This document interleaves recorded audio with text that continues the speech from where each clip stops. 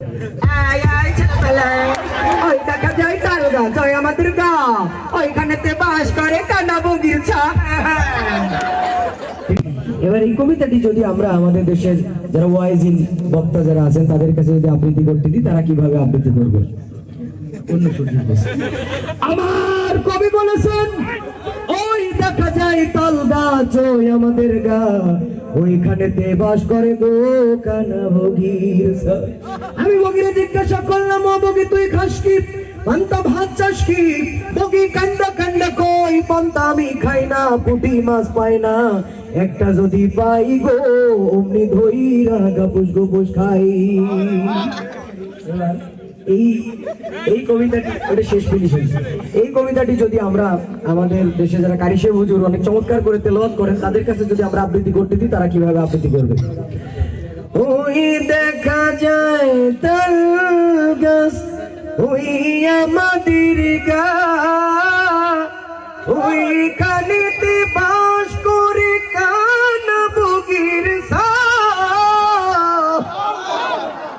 এবার এই কবিতাটি যদি আমাদের দেশের রাজনৈতিক মঞ্চে দাঁড়িয়ে অনেকেই গলা ফাটিয়ে বক্তব্য দেয়, আমরা যদি তাদের কাছে আবৃত্তি করতে দিই, তারা কিভাবে আবৃত্তি করবে?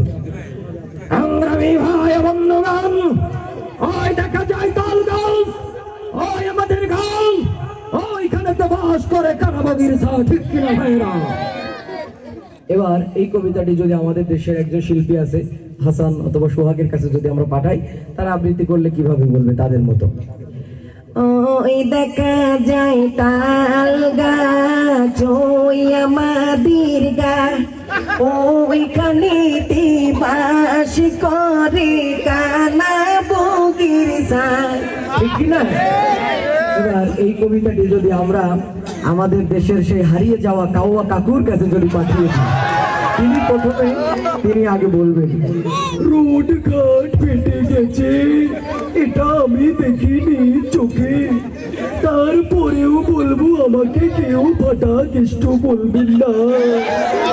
পদ্মা সেতু কিন্তু হয়েই গেল, মেট্রো রেল হয়েই গেল, কবিতা কি একটি শোনাবো?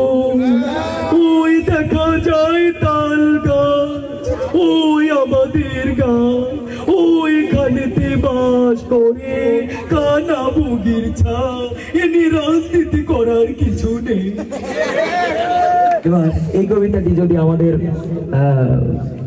দেশনেত্রী বেগম খালেদা জিয়ার কাছে যদি আমরা পাঠাই, তিনি যদি আবৃত্তি করেন, কিভাবে আবৃত্তি করবেন? বিসমিল্লাহির রহমানির রহিম। প্রিয় দেশবাসী, আসসালামু আলাইকুম। আমি আপনাদেরকে একটি কবিতা শোনাতে চাই। কবিতার নাম তাল গাছ। ওই দেখা যায় তাল গাছ, ওই আমাদের গা, ওইখানেতে বাস করি কানা বগির ছা। আমরা বলে দিতে চাই, ও বগি তুই খাস কি? পান্তা ভাত চাস কি? বগি বলে ইনশাল্লাহ, পান্তা আমি খাই না, পুঁটি মাছ পাই না, একটা যদি পাই অমনি ধরে কাপুস কুপুস খাই। ঠিক কিনা ভাইরা? এবার এই কবিতাটি যদি আমাদের দেশে যারা মুরব্বী যারা আছেন, মানে যাদের 32টা দাঁতের ভিতর 36টা দাঁতই ঝরে পড়ে গেছে, এরকম মুরব্বী লোকের কাছে যদি আবৃত্তি করতে দেওয়া হয়, তারা কিভাবে আবৃত্তি করবে?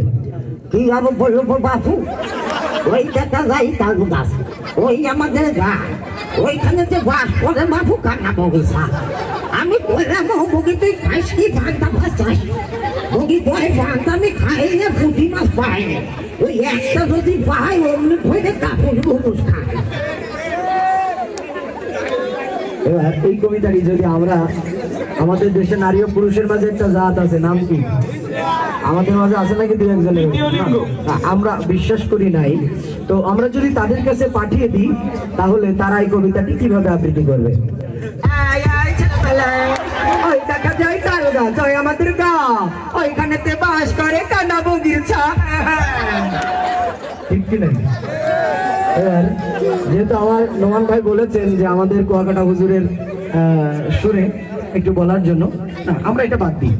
অনেকে আছে না যারা কান্না করে বয়ান করে, আমাদের দেশে যারা আছে অনেক বুজুর্গরা কান্না করে বয়ান করেন অনেকেই, আমরা তাদের মতো যদি আবৃত্তি করি তাহলে কেমন শোনা যাবে?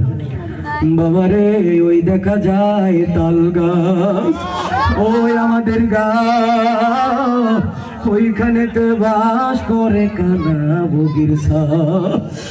আরে আমি বগির জিজ্ঞাসা করলাম, ও বগি তুই খাস কি, পান্তা ভাত চাস কি? আরে বগি কান্দা কান্দা কই পান্তা আমি খাই না, পুঁটি মাছ পাই না, একটা যদি পাই অমনি ধইরা গাপুস গুপুস খাই। ঠিক কিনা বলেন ভাইরা? আমাদের দেশ আউলিয়াদের দেশ, বিভিন্ন আউলিয়াদের দরবারে বিভিন্ন ধরনের জিকির হয়। আমাদের দেশে এক ধরনের ভণ্ডরা আছে, তাদের দরবারে এক ধরনের জিকির হয়। আমরা যদি তাদের কাছে পাঠাই এই কবিতাটি, তারা কিভাবে বলতো? ওই দেখা যায় তাল গাওয়াত, ওই আমাদের গাওয়া, ওই কানেতে বাস করে কান্না বগির ছাপ।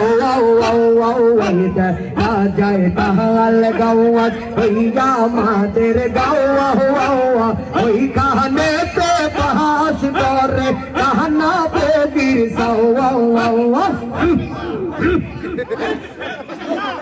ইসলামের ভিতরে যে শান্তিপূর্ণ বিনোদন আছে, এটা বিশ্বাস করেন আপনারা?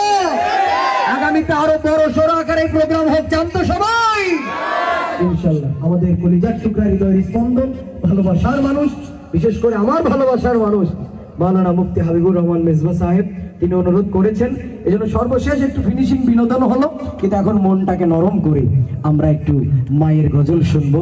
যাদের মা দুনিয়া থেকে চলে গেছে, মনটাকে নরম করে আমরা এখন একটু কষ্ট ছেড়ে দেন আমার কানে। জি।